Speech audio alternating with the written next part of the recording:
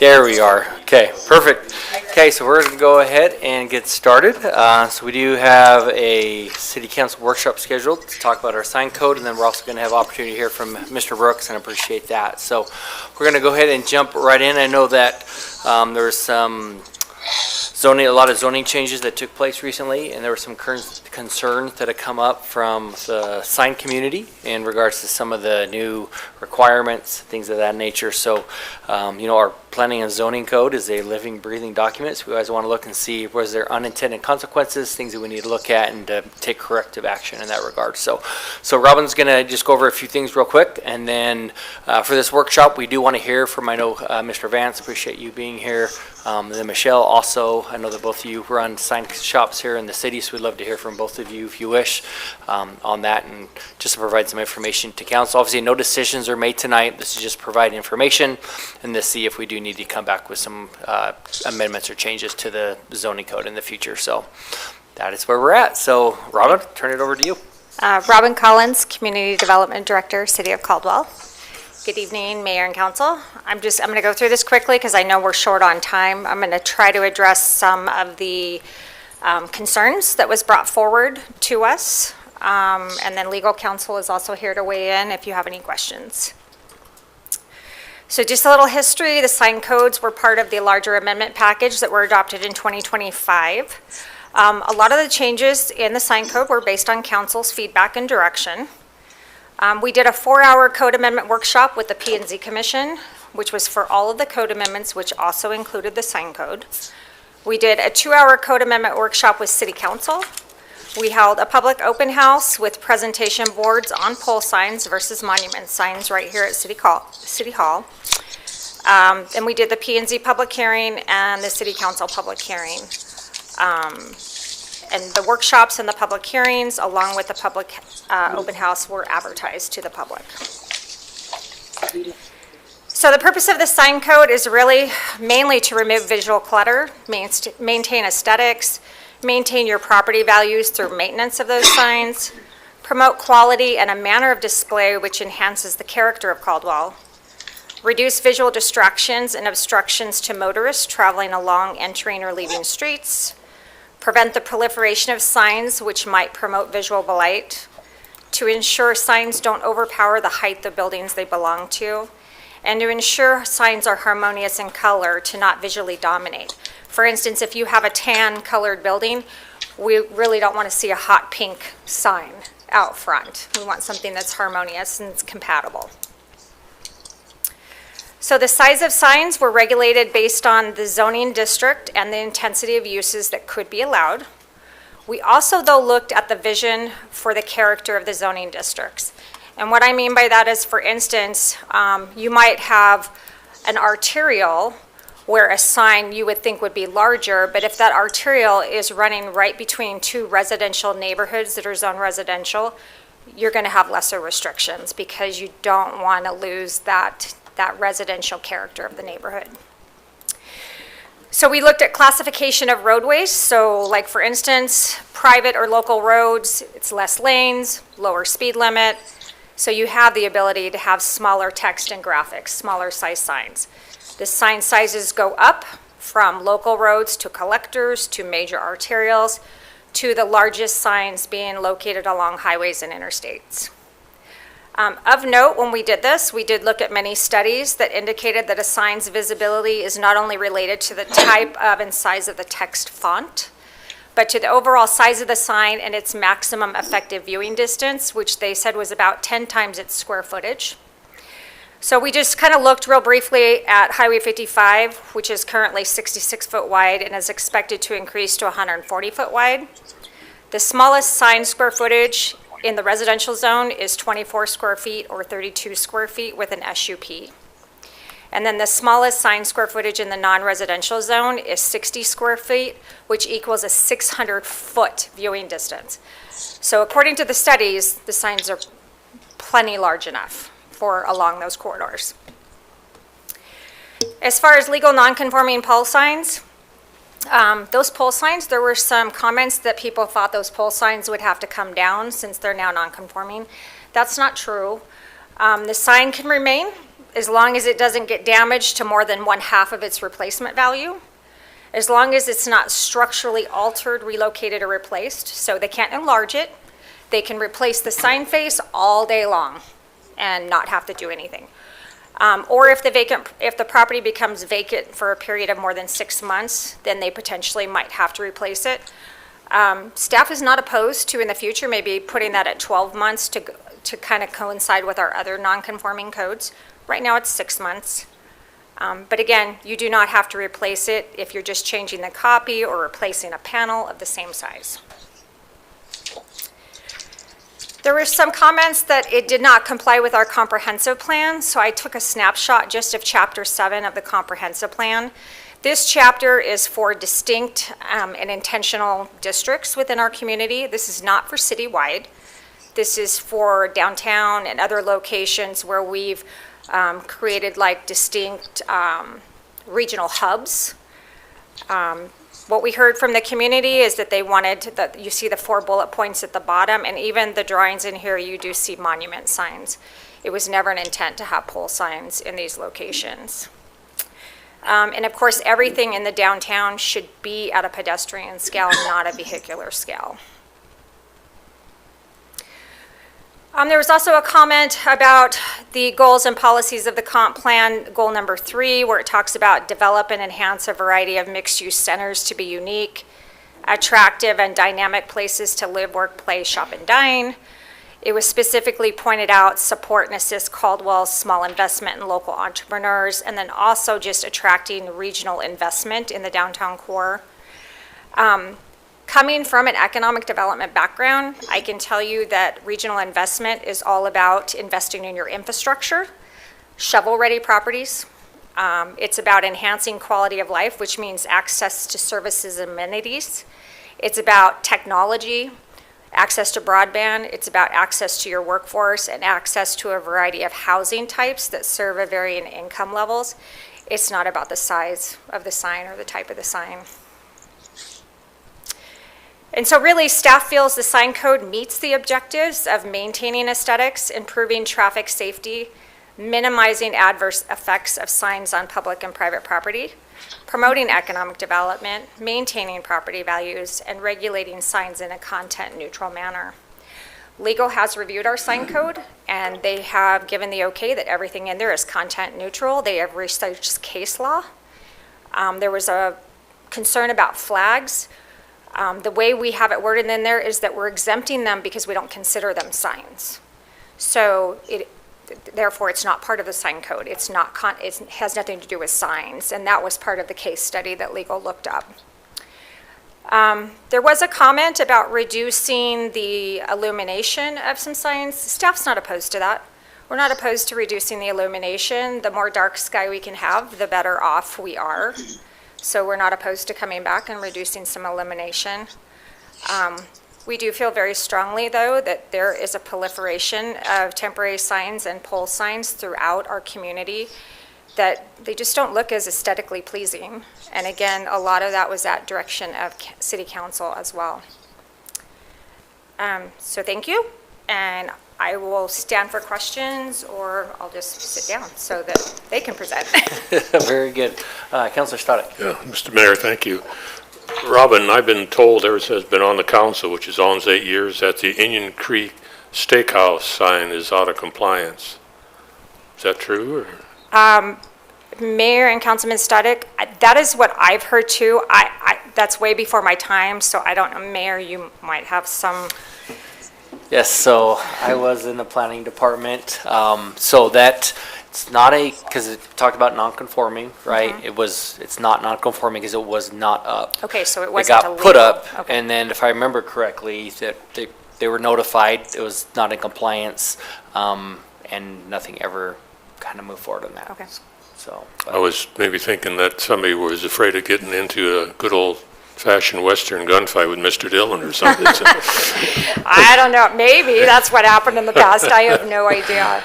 Second question I have is when a developer buys a piece of ground and they don't do anything for 2 years, does that vacancy ordinance apply to them, or what do you mean by vacant business lots or vacant property? Not vacant property, so if there was an existing business with an existing sign that goes to that business, but that business becomes vacant, there's nobody occupying the building, and therefore the sign is considered abandoned. If it's more than 6 months, when you get a change of occupancy that comes in there, they may have to replace it with a conforming sign. Okay, and then who's going to police all of this? We would have to do that within our Do you have planning a and zoning. person that you have to hire or within your staff, or how does that work? No, I think we're pretty good at I mean, we do have code enforcement team, right, that goes out and kind of looks at people putting signs up, but we review them as the sign permits come in. So as somebody's applying for a sign, then we can review them at that time. In fact, I was just making a joke earlier that the city applied for 2 pole signs recently for city property, and we denied them because they have to be monument signs. Because sometimes, not a lot of times, but sometimes people put up signs and not even looking at the, the plan on what's legal and what isn't legal. And my concern on that is who's going to police that, so. Sure. So we do have 2 code compliance officers, and we have 1 part-time one. Okay. That should be looking at everything from weeds, trash, and debris to land use violations. Okay, thank you. You're welcome. One question that I might have, I'm guessing may come up. If I remember correctly, there was a concern about requiring like a special use permit on some signage. Oh, yes, So do thank you mind you. just touching on that? Because I'm guessing it's going to come up, so just to, Thank you, I forgot about that. yeah. So Morgan and I had to kind of talk about this because I had to remember why we left that in. Because at first I thought maybe we left it in and forgot to take it out, but we left that in because there was some council concern at the time about electronic message board signs being reviewed to make sure that they're just not impacting the surrounding neighborhoods with the flashing and the, going too fast and all that kind of stuff. So we left it in there. Staff is not opposed to taking out the requirement for special use permits as long as they meet the size requirements, as long as council is good with that. Perfect. Okay, thanks so much. Thanks. Any questions? Okay, very good. Thank you. Appreciate you touching on that. Okay, so like I said, this is a workshop, so not really sign up sheet or thing like that. But Mr. Vance, I know that you're going to want to speak, so we might as well start with you if you're okay with that. Yeah, So, sure. Aaron Vance with Superior Signs. I actually had a PowerPoint that I turned into IT today. I didn't know if they had that. Perfect, there it is. Just left and right. Aaron Vance, 1814 O'Hara Street, Caldwell. Robin, thank you for that presentation and everything. I do appreciate, yes, there's a lot to go over here, obviously. I would ask that council be open-minded. Like I said, we are here to help. We have been in this industry. I brought a number of representatives here with me who have been doing this an awful long time. I understand that staff does have their expertise in this. I feel like so do we. We have ours, and we just want to help in that regard. So that's my first step there. As to, a big thing came up with the pole and monument signs and everything. And one thing that I thought that was always lacking in this was definition.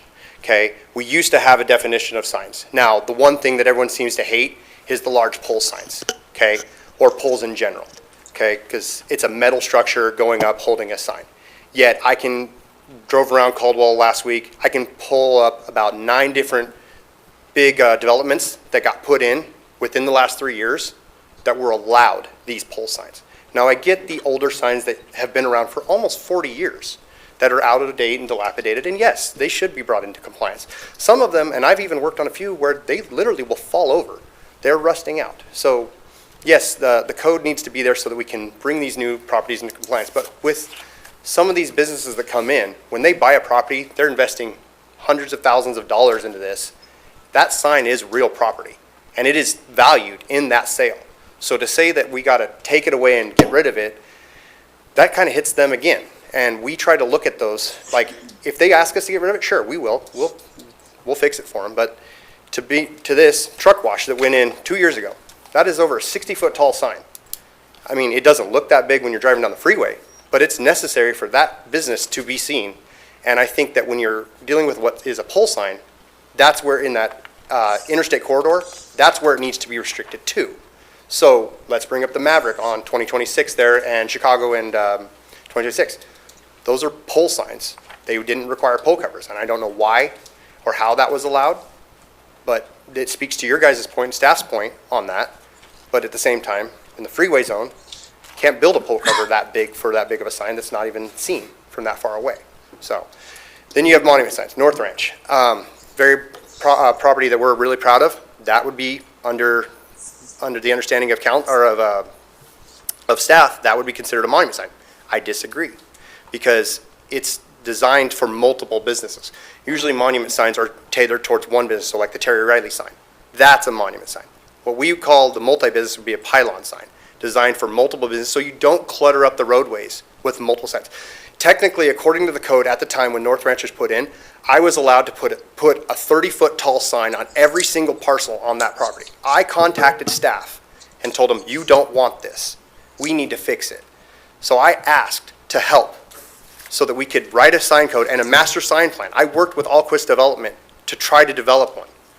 Staff didn't accept it. So we've reached out and tried to help to keep City of Caldwell clean. That was before the current, some of the current staff. So, just saying, we're trying to help.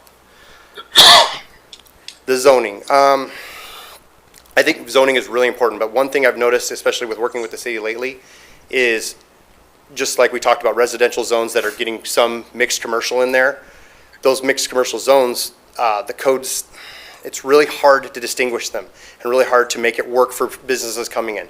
Small businesses coming in, which is one of the things we really tailor to, it's expensive. And so we try to help them the best we can. And with a really restrictive code, one thing I'm pointing out is that it can scare them away. We want them to thrive. We don't want a business to go in and then within 2 years shut down. That's not beneficial for anyone, and it looks bad on the city of Caldwell. So I think that the less stringent, not necessarily stringent code, but the easier it is to navigate some of these codes and work with these businesses would be better. Like when they come in and they have to apply for a business license, all of a sudden they're hit with a landscape fee of over $30,000. That hurts. So maybe there's a way for urban renewal to be used for those funds to help them develop and do that so that they can pay back the city. And just some thoughts on that. Special use permit. Yeah, there's a lot. These are just a couple of examples of it. When we're doing a special use permit, there's about 3 questions that pertain to sign. In the old code and the old special use permits, there used to be a separate sheet that we could fill out, and other municipalities do this, where it's just a signed special use permit. This will save staff time and us time. This time that costs the customers and the customers money, that again, they're trying to start a business. They don't want to get a $3,000 sign and then have to be hit with a $3,000 permit for the said sign. It seems ridiculous. So if we could maybe find a way to make that a little friendlier and easy for them, I think that would be beneficial for both staff and the community. The landscaping, and I'm going to put this one in there right now. City of Caldwell signs. As Robin pointed out, there are signs out there that are not in compliance. The City of Caldwell has 6. So based on your own code and tearing down signs that are not of in use, you have 6. That would fall under that criteria. Some of your signs don't have the landscaping requirements. The Caldwell Airport that we put up has been up for over 4 years. Does not have the landscaping put around it, but it was put in grass. Grass under the code is not being considered landscaping, but it is. I don't see why, if it's already in grass, we should have to change it and make more rules and more restrictions. I get beautifying Caldwell, but at the same time, it's already surrounded by grass and landscaping. Maybe there can be an exemption for that, and that goes back into the whole permitting process. So again, being a little more friendly, a little easier for staff and for us to navigate. So EMCs seem to be the big one. These are examples, obviously, of them. Schools, Idaho Central. When we talk about sizes of sign, and Robin touched on this in about the 600 square feet, that monitor right there is 24 square feet, okay? That's the size of sign in a residential zone as is right now, non-lit, okay? Yes, right there, at this distance, that seems large. But you start taking a sign, put it at 35 miles per hour, also extend it, because according to some parts of the code, it can be as high as 20 feet in the air. That sign disappears and will look about the size of these monitors. So I think the sizes and the restrictions on those EMCs and the signs themselves in the code seems very cut and paste to me. I think they can be adjusted slightly to where they're a little more benefit. I agree that residential zones do not need large signs, but commercial zones where people are trying to survive and be seen, maybe a little adjustment can be done there, and we would just like to help with that. Industrial zones usually don't need to advertise as much, but at the same time, they're usually tucked far back. That's like the truck washed, like and those other larger businesses. They don't need that much. So when it comes to the EMCs, to put a percentage value to it doesn't really make sense, especially when you have such a restrictive size category as is. I don't know if you guys remember from my first meeting, I brought in paperwork, I didn't have time to make a PowerPoint then, of a 32 square foot sign, a little bit bigger than that, on a 30-foot pole. It was almost non-existent, and it actually encompasses exactly what you hate, a really tall sign, very small little box. It doesn't make any sense. So the size requirements that have been put in place in the code, I think, are a little, they just aren't realistic, and they need to be adjusted a little bit, and we would like to help do that. So, thank you. I would stand for any questions. I do have other people that would like to discuss, to talk on this from Yesco, Lytle Signs, and others, but I mean, if you have any questions for me, I would be happy to answer them. Yeah. Any questions for Aaron? Counselor Allgood? Just one real quick. Thank you, Aaron. So on the tall signs, the really tall signs, we're talking like the truck wash that you Yeah. showed, Les Schwab Tire. What are you advocating there? That those signs stay a pole sign, or what are you advocating So- on those particular situations? So to build, okay, and I brought this up with staff at one point in time. So it's a large pole, metal structure, right? It's a steel pole. Even if we were to put it in a pole cover, it's still going to be a steel square box or round box going up just as tall. It's going to look exactly the same. The whole purpose of a pole sign is to get over those large businesses and those others in that area, and usually only on freeways. I think that's where pole sign, monument, and freestanding need to be defined, and that's critical. Freestanding signs, like, so what I would call like the Maverick signs and Starbucks and others, those would be called freestanding signs. Okay, so pole sign needs to be its own definition and only limited to a zone in the freeway area. And that distinction of freeway area, right now, according to the code, it states any freeway-oriented sign can be a pole sign. Well, a sign down on Cleveland, essentially facing the freeway, could be a pole sign then at that point in time and be tall enough. Now, it's not allowed because of the zone, so it's contradictory. So I think it just needs tweaked and clarified, like in this zone, the freeway zone, pole signs up to this size for this business that has X number of linear frontage or lot size. I think that's a big distinction too. You know, one thing it says is 1,000 feet away, and that's fine if that sign is 60 feet tall. But if the business is next to the freeway, like, so, what do I say, Triple C Trucking, we did one there. We were required to add a pole cover to that, and we did. And it looks nice. I think the sign is a very nice looking sign. But yet, right behind it is truck wash. That was not required to. So we are trying to follow the codes and do it right and make them look nice. We just need to clarify it a little bit more so everyone's following the same set of parameters. Thank you, appreciate it. Counselor Spadek? Yeah, Mr. Mayor, Aaron, do you think there should be a grandfather clause in some of this stuff or not? What's your opinion on that? There are grandfather clause. We work with a lot of municipalities, obviously. We work all over Washington, Oregon, Montana, and Idaho. We see a lot of different codes. I agree with staff on some parts of that signs are dilapidated. And we have, because then it comes down into a safety standard. But to be, like I was saying, when it's not in compliance, a business is a business. To say what, I mean, yes, obviously if there's a 20-foot sign where now the new code says it's only allowed to be 12 feet, that's a major hit on the visibility of a business. And when someone's buying it, like I said, that's real property. That's no different than buying the walls of the business. You're paying for it up front. And I don't know if any of you, I mean, I know the mayor has, but signs are not overly cheap. North Ranch was over $80,000. You know, I mean, when a company's going in, the less cost they have to spend, great. Now, yes, if the signs are dilapidated, and as professionals, we will state that. If we get to a sign and it's going down, if it's really bad, we won't work on it. We'll tell them this has to be replaced. That's our job, and that's us ethically doing our job. Because it's also liability. If it fails, that's on us. That's not on the city. They don't call the city, they call us. So instead of a grandfather clause, maybe something in there about dilapidation or something, would that Yes, satisfy? to an extent, but then that also does come down to enforcement and the inspectors, and so that could be a little hard on staff. I do feel like, you guys kind of touched on it a little bit, and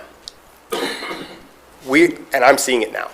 We are seeing signs going up in Caldwell, no permits. We're seeing signs go up in Caldwell with permits and flagged by staff out of compliance and still going up. The Les Schwab sign is case in that. I know personally that that sign was flagged to be a monument sign. It still went up. It has no landscaping around it as would be required by staff. And it's nothing's been done. The Armano sign, when I was putting up, when you guys approved me to put up the video boards in the plaza, we were installing those signs, and we watched a gentleman lower a sign down from a rope from the roof. He was not a sign guy. It was completely OSHA violations every way. I notified the inspector, the city inspector. He showed up, went and talked to him. That sign is still up on an awning, which is against code. No permit, no nothing. Hence my point earlier, if we don't have somebody going around to police this and enforce the ordinance that we have, what good is it? So, We have inspectors for a reason. We have inspectors on the roads. We have code compliance in a lot of ways. Yes, I mean, there's sign companies have an entire code that we have to adhere to. So that being said, we have to be held to a standard. You know, most of us, when we're building, we have to be held to a UL standard. We have inspectors that come into our shops and make sure we're building a quality product. We have rules and regulations. So for cities to enforce a code upon us, that's understandable. It needs to be a fair code, but it does affect our businesses. And so what we're really asking for is a fair code to where we can do our jobs, because our jobs are to work for our customers and get them what they're trying to do is survive and run a business and make money. We're trying to help them with that. So too restrictive can be a problem, too open can be a problem. So I think we got to find that medium ground, and we would love to discuss it. thank you. Okay, excellent. I don't see any other questions. Appreciate all of that information. Yeah, so like I said, I have 4 others that would love to speak. Candace from Yesco would love, she works nationally with local codes and everything. She's here, she came in, and she reached out into community involvement, and she would like to talk to you guys about that. Yeah, yep, for sure. So if you could just please make sure new information, if you just agree with what Aaron said, say, yeah, I agree with it, and then anything additional you'd like to add, so.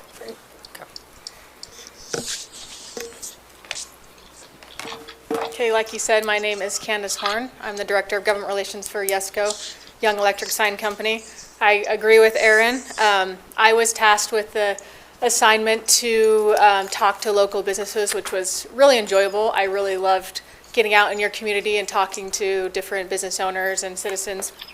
I went around and just asked them about the current sign code changing, and not one of them, I personally visited 40 businesses, I was just here for a day, not one of them knew anything about the sign code changing. And so I think that speaks to the communication, the lack of awareness there. I have my petition, I can give that to you virtually, because I had some of them virtually, some of them in person. The second point that I wanted to point out is the process for obtaining sign permits and variances. This process can be a timely and costly burden on local businesses. The financial strain and fees is only part of the problem. The time spent in navigating the process is equally damaging. Some business owners simply can't afford to wait for a variance to be approved, which can delay a business opening and even affect its certificate of occupancy. We can produce a sign in 6 weeks. I mean, we shouldn't have to wait a year to put it up. This kind of delay is not only inefficient, but also actively harms the local economy by hindering business growth and job creation. The solution is to streamline the process, making it more efficient and transparent. The goal should be to create a sign code that is straightforward and easy to follow. By simplifying the application and approval process, we can empower businesses to grow and thrive without unnecessary hurdles. This change would not only benefit new businesses, but also allow existing ones to make necessary updates and improvements without being penalized for following a complex, outdated system. We are advocating for a modern sign code that supports rather than stifles economic development in Caldwell. Does anyone have any questions for me? Excellent. Any questions? Okay, no, perfect. Thank you so much. Appreciate that. That's great information. Michelle, did you want to say anything, or just you agree, or either?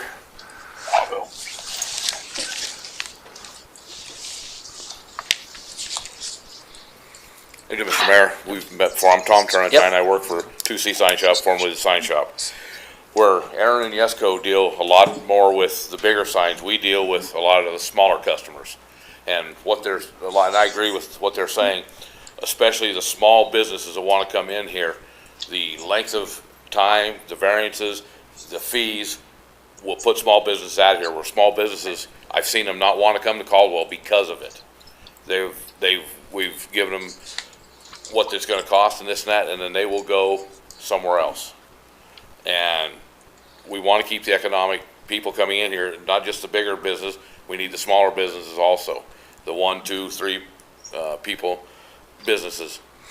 And I also just curious as to, you know, in one of your papers here, it says about the 1997 Uniform Sign Code, where most other places are following the 2021 International Building Code. It's a little more precise, I have found. It doesn't have vague references in it. And I also agree with what Aaron was saying about there are too many vague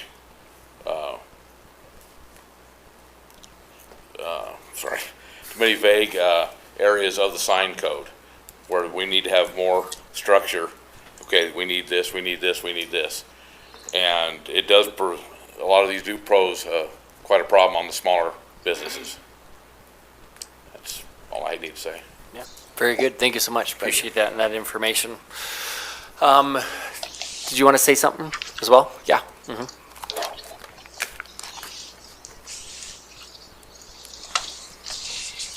And if you don't mind just stating your name and what company you're with. I'm Craig Lookingbill. I'm with Lytle Signs. We have a shop in Meridian and do plenty of work in Caldwell's also. I just want to talk a little bit about the getting of the permits, the acquiring of the permits. I talked to our permit guy at the shop, and he wrote me a few things to let me know where he's had some issues in Caldwell as far as just acquiring permits. He said he recently submitted for 2 wall signs for the griddle. He said this required a design review due to the location being the downtown area. The design review checklist application was 7 pages long, of which 1 question out of 59 on the checklist pertained to signs. And so he had 58 questions that were just marked NA, and only one mattered on that whole deal. It's a bit of a time waster of whether or not you could make something that was more centered towards the signs. He said in 2024, we did a sign permit for Starbucks. He said the city of Caldwell required a separate permit for each sign. He said wall signs on a same elevation could be combined in 1 permit, but all the elevations had to be done separately. Every menu, pre-sale board, directional on the property all had to be permitted. He said this job required 9 separate permits and 27 separate fees, which are plan review, sign permit, and electrical permits for every one of those signs. So it's jobs like that can be really difficult to put together. And I've got to believe that that's a little bit of a waste of staff time, not just for us, but for the city. And as Aaron alluded to, that those charges, when we have more time on our staff time, it goes to the customer. So the consumer is the one that eats those extra costs. He goes on to say, to the best of his knowledge, there were no other cities in all of Southern Idaho that require a separate permit for all those signs. There's no one else that does it that way that he's aware of, at least in all of Southern Idaho. I'm sure out there somewhere there is, but not around. So that's mainly what he wanted to say there. There is some things that he took me through on the code changes here. Some of the sizes, like Aaron alluded to, were really kind of small. One of the pictures he had in his display there was the school, and the school had a message center on there. And unless I'm wrong, but in almost every city, schools are almost always in residential zones. I think the current sign code now says you could have a 6 square foot message center, because you can only have 25% of the sign, and it's relegated, I believe, to 32, 24 square feet. So you could only have 6 square foot message center. Churches sometimes look to having message centers. Oftentimes the messages on churches and schools are very civic in nature. Let you know when the kids are back in school and you gotta drive a little slower. Let you know when the kids get out early on Friday afternoons and those sorts of things. It's good messages for the community and the families. So I think the uses for these are really good. And so the residential thing, I guess if you allow them with an SUP, then maybe that's just the direction they'd have to go to get something like that. But again, I think the sizing of the size of the signs are shown in here are quite restrictive. They're smaller than you think. When we make them in the shop, they really look big. When we go put it out on a 20-foot pole, it doesn't look nearly as big as you think it is. So I just think there should be some consideration for those things. That's it. Yeah, excellent. Thank you so much. That's great information. We appreciate that. So I know we're getting short on time for this because we do have one to follow. Anything, yes, do you want to come up and just really quickly, just touch on a couple points? Because I think where this is going, unless council says otherwise, is probably having some additional meetings with all of you and staff to review that and come back with some potential code amendments in the future for council to decide on. Okay. Hello, Mayor Wagner and council. I really appreciate the opportunity to speak. I was going to say maybe it's more than 3 minutes, but not much more. So I'll keep it brief as requested, but I really do appreciate the opportunity to speak. And I just wanted to mention some of the standards that are just not too reasonable and won't work too well. And I think what has happened is that there's a divergence from the existing standard of 1 square foot per linear foot for ground signs into 24 square feet and 48 square feet and up to 60 feet. What's that going to result in? A number of signs will be non-conforming, and I know those are grandfathered, but where you need to make changes other than just the face, that's going to be a real burden, as Aaron talked about, on those businesses that do need to change the whole sign. And the other thing, too, is that the pole signs are not being allowed anymore, and I think the previous code allowed pole signs with a pole wrap. And I think that's a reasonable requirement, because then that pole wrap can still complement the structure. And what I would suggest is, rather than mandating monuments to incentivize them, where you maybe allow a little bit additional square footage or whatnot, just because it is additional expense for that business. And by mandating that requirement for a monument sign, it just does increase the cost, as Aaron was talking about quite a bit. That really places a burden on those local businesses.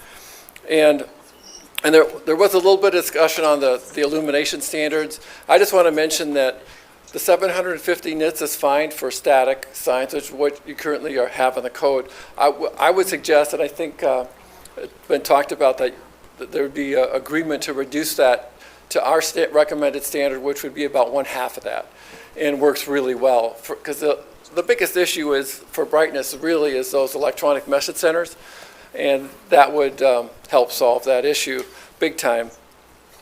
And I just want to mention too, there's some ambiguous language in the code that is, and there's more than one example. I'll just give you one. Signs must be harmonious with the building scale and not visually dominate the structure or to which it belongs, or call undue attention to itself.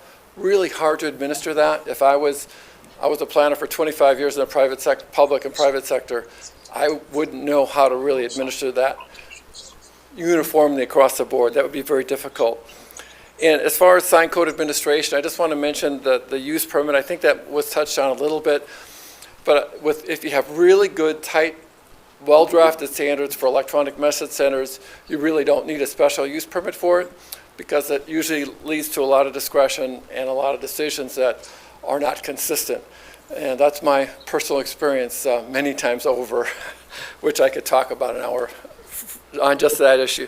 So really, what we request is that you just allow the staff and the industry, not only the sign industry, but any other stakeholders in the community, to work to resolve some of these issues. Not every part of the code has got a problem, but there are enough problems that it's going to be an ongoing issue to administer this code, in my experience, in a way that's uniform and easy to administer. There'll be some challenges. So, and Aaron mentioned this too, but we're really here to help, provide resources, assistance, one-on-one assistance, whatever's really needed to help out with the code. So, and I think it's important to note that what's good for business is, it's certainly good for the community and it's good for us, it's good for everybody. It's a win-win-win. So it's not just about, and this is not just about bigger signs, because there's some areas where we would say the signs have got to be reduced in size. For the residential signs, where they're 60 square feet, which is the largest sign allowed in commercial districts except for multi-tenant. I don't want to go into all the details, but clearly there's some adjustments that need to be made, and we're here to help. So, any questions? Very good. Any Comments? questions? Comments? Okay, very good. I really appreciate it. Yeah. Thank you. Appreciate you being here as well, so making that trip.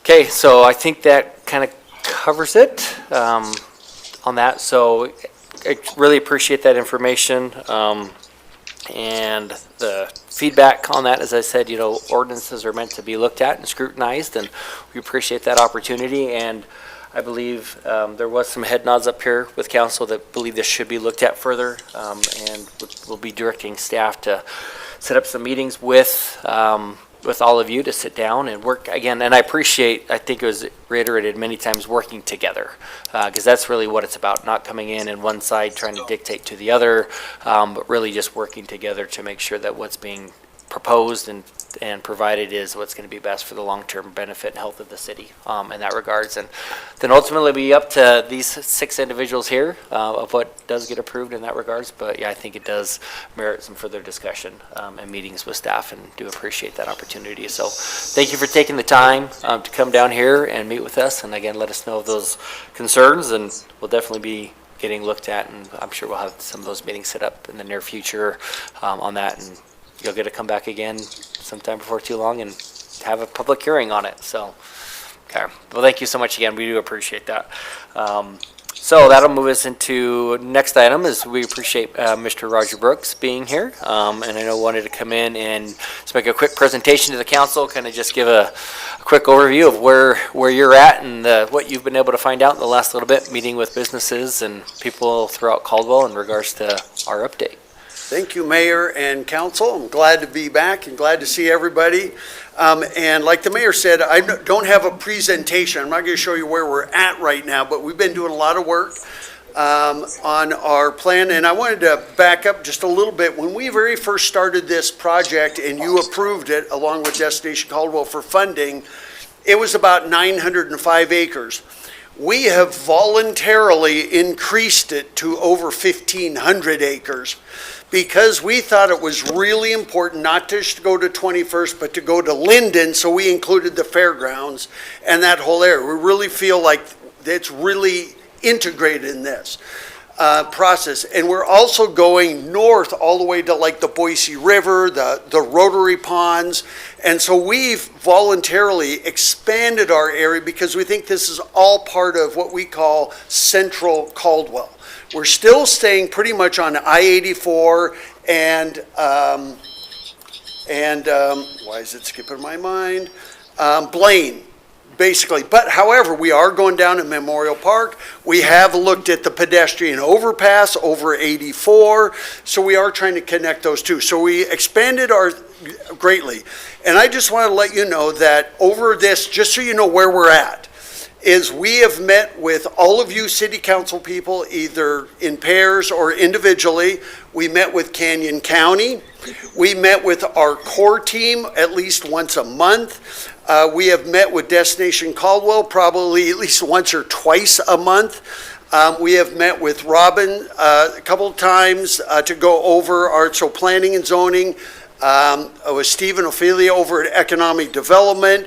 We have been working with urban planning through this whole process, and they contracted with Architectural Nexus, or ArcNexus as somebody is calling them, based out of Salt Lake City. And just so you know, we talked to them since we started this project at least twice a week. You wouldn't even know we were separate companies, because they're doing feasibility, but their feasibility is based on the planning that we're doing for Central Caldwell. So we have been meeting with them through the whole process. We met with the Concerned Citizens Group. We met with the Old Town, or what we're now calling the Garden District. I'll tell you more about that in a minute. We met with them. We met with the Canyon County Fair. We've met with the College of Idaho twice. We've met with numerous hotel developers, including the hotel developers who it happened I knew from back in my old stomping grounds. We met with them. They're the ones building the hotel next to the fairgrounds and have plans to do other ones, and we've also talked to some other ones. We are talking to Valley Regional Transit tomorrow. We spend a day with Will Anderson, who is a retired person that really wants to make Indian Creek more of a showcase, which we agree with. We have talked to the Sunny Slope Wineries, and we're talking with them again tomorrow. The Chamber of Commerce Board we met with, numerous downtown businesses, retailers, restaurants, property owners. We met with Metro Community Services, David Wood, owner of Woody's over there off of 21st. I mean, so just so you know that we have been out there and we have talked to just about everybody. And we are we also have been doing feasibility. So what we did is we found towns or cities of 50 to 80,000 people. We didn't say Caldwell's going to be 100,000 at some point in the future, which is probably true, but we just said cities of 50 to 80,000 within 30 to 45 minutes of a major metro area with infill communities between them. So for you, Boise being that metro area and those infill communities being like Meridian and Nampa. And so we looked at those, and then what we did is we looked at how many square feet of retail did they have in their core city center. How many hotel rooms did they have? What did they have for meeting spaces? What did they have for Class A, which is upscale office space? So we have done that, and we found 30 cities across the country that fit the profile of Caldwell, so that whatever we design in this master plan actually has merit and is actually feasible. One of our core initiatives, we would love to we think that Indian Creek is your greatest natural asset, and it runs right through the heart of your town. And we would love to see, we've actually designed a 12-foot, we call it the Indian Creek Promenade, that runs from the Canyon County Fair Event Center all the way to the Rotary Ponds. And we figure out how to work with property owners along there, where we would take it, maybe creating settling ponds to get the water to be clearer. Like we went up into Nampa and other places and looked at Indian Creek, how it connects to the canal system, etc. And I got to tell you that we started this business in 1981. And this is probably, and I can honestly say this is probably one of the funnest projects I've ever done. Because this will make Caldwell the showcase for all of the western states. I mean, if you do what we're recommending in there, and most of this is private sector.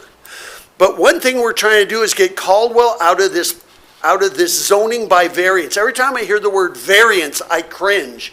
Because that means we're just letting people do whatever they want. Just come and ask for permission, we'll give you a variance. What we're trying to do is create a plan. When we're done, this plan will be like 11 by 17. And it shows you block by block the way downtown will be developed. We call this the master development plan for your downtown for the next 20, 25 years. And so in this plan, if somebody comes in and says, I want to build a hotel, you can go right to this plan and say, here's 3 locations. Which one do you want? We'll go help you work with the property owners. Or if you want to build a grocery store, or you want to build whatever it is, it will be in there. We say, here's your choices, rather than say, where do you want to go? And then you end up with controversy. The hotel where it's at was one of those deals where, well, where do you want to go? And by the way, I think it's going to be super successful, and I've heard all the controversy surrounding it. But in this case, we won't have those issues come up because we will have a master development plan that will be a recruitment document for investment, private sector investment into the city. And what we're designing, it also creates better ways to connect from downtown. And by the way, we looked at the square footage of retail and restaurants in your downtown, which is the average for a city of, are you ready? 4,500 residents. Not 60, 70, 80,000 people. you have demand for 60,000 square foot more retail in your downtown and 60,000 square feet of Class A office space, which you basically don't have zero of right now. And so the demand with Caldwell's growth, you haven't kept up even remotely close. So in these plans, we've really done that. We've concentrated a lot on what we're calling the Garden District, which is what some people call the Old Town. We've designed Fifth Street so it better connects to downtown. And what kind of development could go there? We've designed Chicago Street all the way from the Academy all the way to 10th, because we met with that group and they desperately need some help. Most of what they're asking would normally be general fund things. They would be, like sidewalks and stop signs and things like that. And of course, working with the Architectural Nexus on that to help that neighborhood. And so we have some great ideas there too. We have created in this process 3 different neighborhoods that right now we're calling the Garden District, and we've got the Veterans Gardens over there in that Old Town District. We would love to see along where the Lions Park is, we'd like to see that whole thing have community gardens. We'd like to see more of that down Fifth Street. It's wide enough. We have center landscape. We really want to give some hope to there, and some of those residents and things in there are doing a great job. And so then we have the Plaza District, which is your core downtown area. That's Main Street, Arthur, Kimball, that whole area. And then over near 21st, that area, we're really creating the Stockyards District. So we have 3 kind of districts that have different functions and different ways they're going. We've done some logos for you. The logo that you see behind you, came from us 10 years ago. And so we've actually done that so they all complement each other. So it's been a really great process. I wanted to give you an update, but I also want to leave time for Q&A if you have any questions of us. As far as timeline goes, we have been working this day and night, and we've got a lot of the site planning done conceptually, and we're putting numbers to those things. Architectural Nexus is getting close with their feasibility, working with Urban Renewal, and we're lockstep with them. I mean, their feasibility comes from the stuff we're planning, so we've been in lockstep with them the entire process, and they've been great to work with. But what will happen is in this month and in November, we're really putting pen to paper, and in December, we're going to start mapping out the whole thing. And then in January, we would love nothing more than to have like a whole council retreat where we can go through the whole plan block by block and show you what the future Caldwell looks like and where private sector comes in and what the public sector would do. Things like we're addressing parking. We think it's time for Caldwell to actually do parking structures, and maybe those parking structures are actually have condominiumized parking for neighboring hotels. See what I mean? So it's a public-private partnership rather than just the public providing parking structures. We created in our planning 700 additional parking spaces for just downtown. And so all right now it's preliminary, but it's all built on feasibility, and it is, I think you're going to love it. It is really cool, and it's going to be so great to be able to connect the fairgrounds to downtown better. I think we were here for all 5 nights of the rodeo. We watched every single day, trailers coming in, where they went. Just a week and a half ago, we met with the fair, the college, and the rodeo without the city, without the county there, so that we could create a better master plan that doesn't just rearrange the 3 ball fields that are already there. So we're taking another shot at that to figure out, well, what would it work in a perfect world to make it work with the fair, with the rodeo, with the college. And so we've been working with them, and they're giving us their wish list, and we're going to see, well, what would fit where, and how does that work, and what can we afford to do. And so we're doing all of that.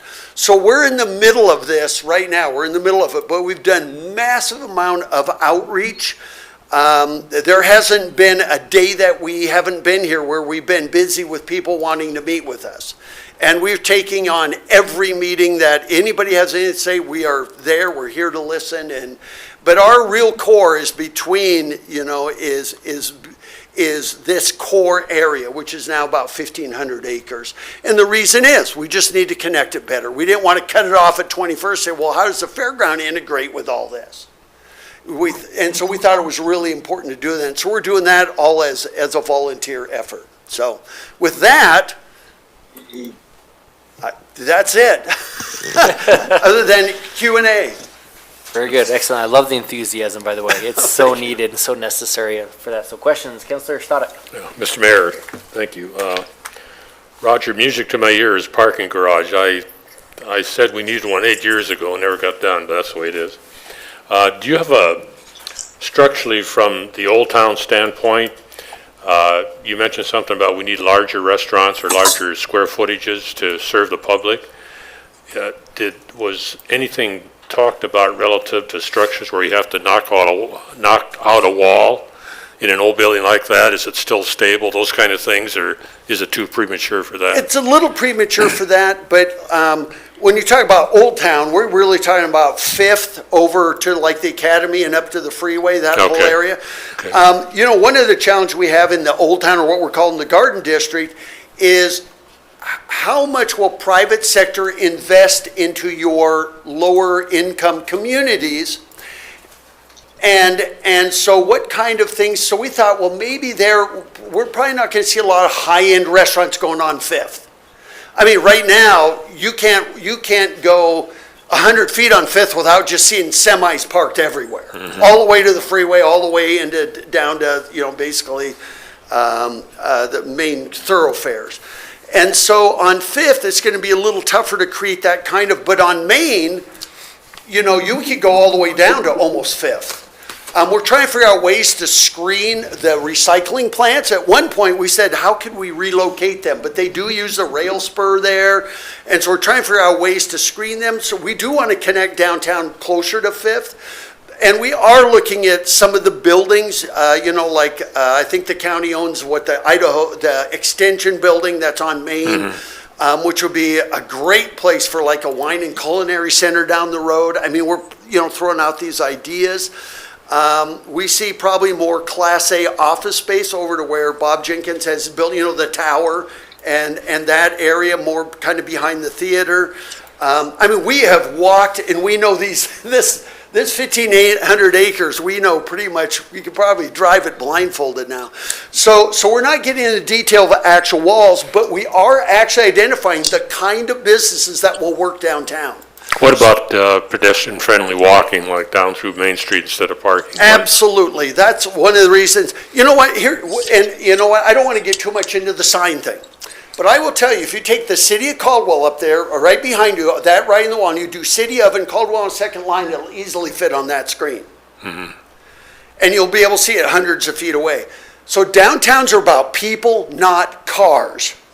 So the old days of saying if you have 1,000 square feet of retail, you have to have 2 parking spaces, those days are over. Because now retail is about Etsy style shops. It's the little 500 square foot donut shop or the little panini shop or the ice cream shop like Still.